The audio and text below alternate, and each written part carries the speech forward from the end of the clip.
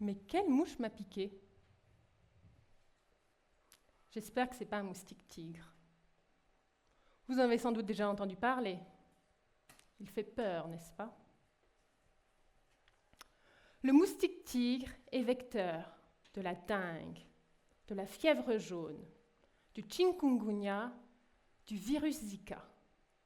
Et malheureusement pour nous, il se plaît de plus en plus dans le sud de l'Europe. Aucun mur ne l'arrête. Il est désormais possible de contracter certaines de ces maladies en France métropolitaine. C'est dingue, non? J'ai lu ça dans le journal il y a quelques jours. 9 cas de dengue ont été recensés cet été en région Auvergne-Rhône-Alpes. 2 cas de virus Zika le mois dernier dans le Var. Ces maladies que l'on pensait confinées ailleurs, reléguées aux autres, arrivent chez nous. Un peu flippant. Je suis chercheur en informatique, spécialisé dans l'analyse d'images issues de capteurs non conventionnels.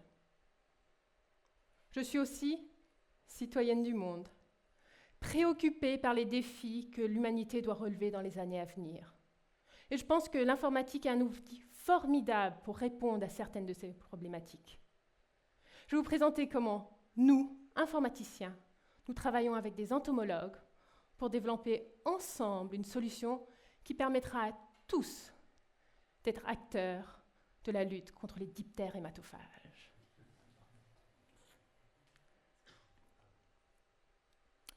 Diptère d'abord. Un diptère est un insecte avec une seule paire d'ailes. On pense aux moustiques, aux mouches, aux taons. On estime que 15% des espèces animales de la planète sont des diptères. 15%. Hématophage signifie mangeur de sang. Les diptères hématophages sont donc des insectes à une seule paire d'ailes, suceurs de sang. Le problème pour nous, humains, est qu'à sucer le sang d'humains et d'animaux, ces diptères vont transmettre des virus, des bactéries, des parasites. Je vais vous présenter quelques-uns de ces diptères hématophages. Voici d'abord le fameux moustique tigre, Aedes albopictus. Admirez sa belle robe zébrée. Voici son cousin, Aedes aegypti. On sent comme un air de famille, n'est-ce pas? Celui-ci transmet la dengue, la fièvre jaune, le virus Zika, mais pas le chikungunya. Un tout petit peu plus sympa. Voici un Anopheles. Il y a plus de 400 espèces d'Anopheles. Et parmi celles-ci, une soixantaine transmet le paludisme. Par exemple, Anopheles stephensi, ici, en pleine action.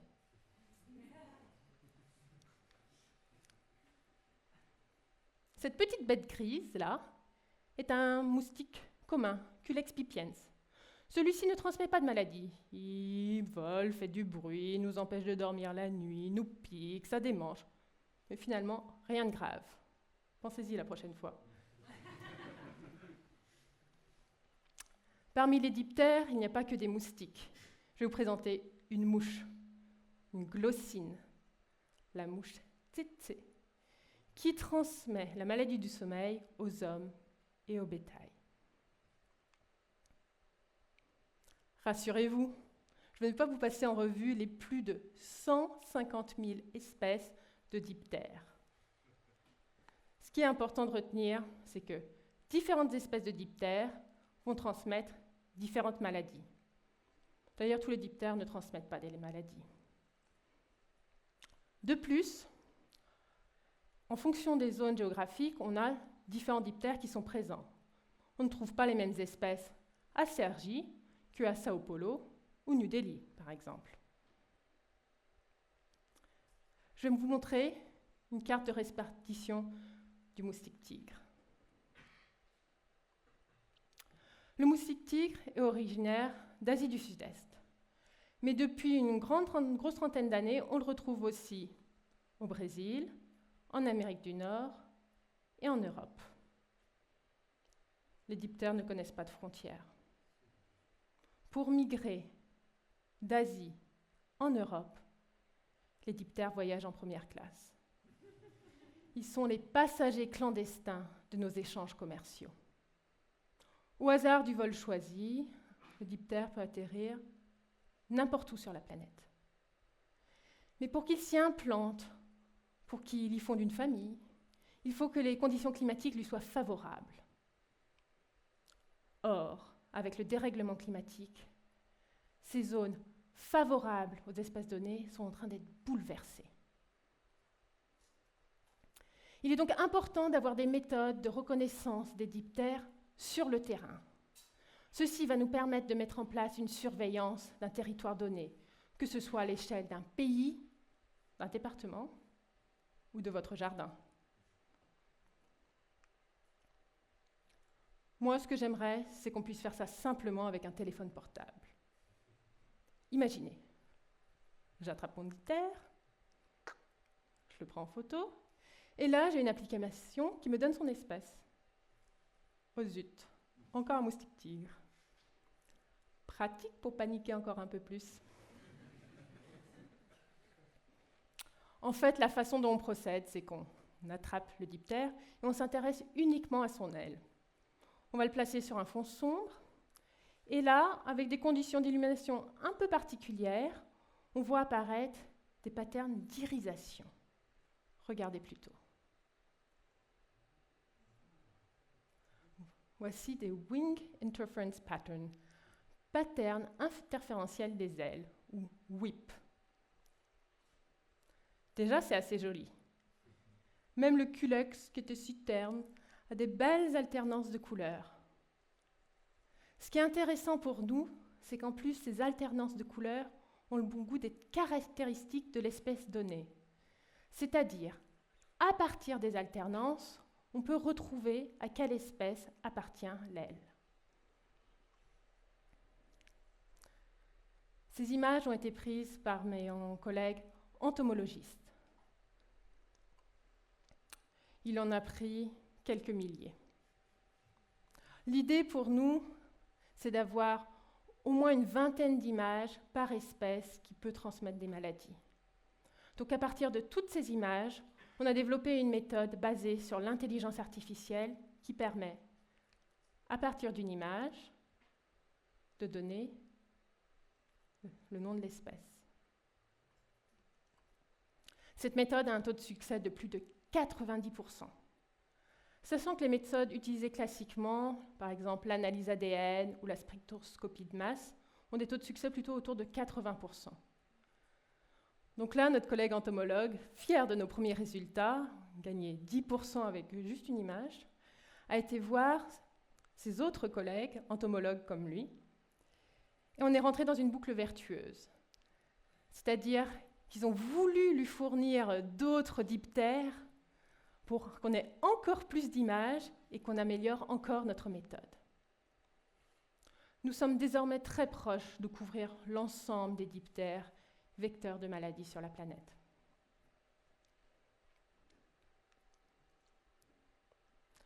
Ces images ont été prises avec un microscope classique, ce qu'on imagine, si je dis microscope, quelque chose d'assez grand, qui se manipule en blouse blanche.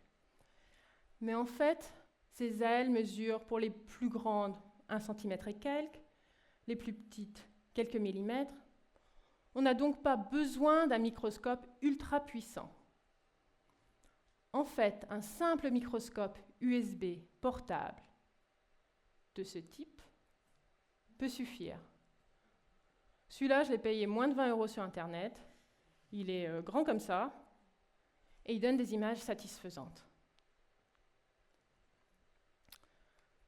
Du coup, puisqu'on arrive à prendre les images avec le téléphone portable, on a fait une application qui permet, à partir de ces images, de donner le nom de l'espèce auquel correspond l'aile.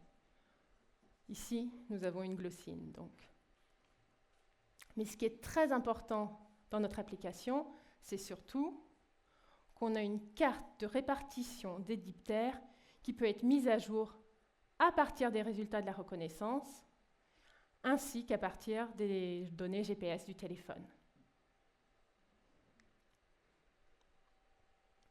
Notre application et le microscope forment une solution portable de reconnaissance de diptères.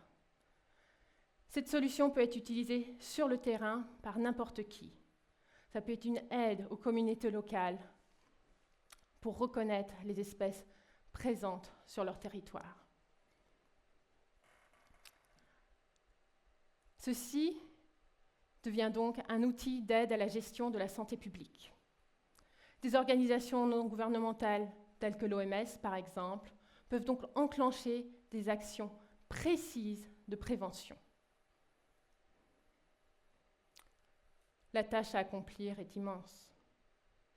La zone à couvrir planétaire. Les maladies nombreuses et les diptères toujours plus résistants aux insecticides. Mais nous pouvons être à la hauteur de cette tâche. Entre 2000 et 2016, le taux de mortalité dû au paludisme a diminué de moitié dans le monde. En 2016, le paludisme a même été éradiqué du Sri Lanka. Aujourd'hui, les experts considèrent que pour venir à bout de ces maladies, il faut à la fois des investissements forts et des nouvelles innovations. Je vous propose une innovation. À nous tous d'être acteurs de la lutte contre les diptères hématophages.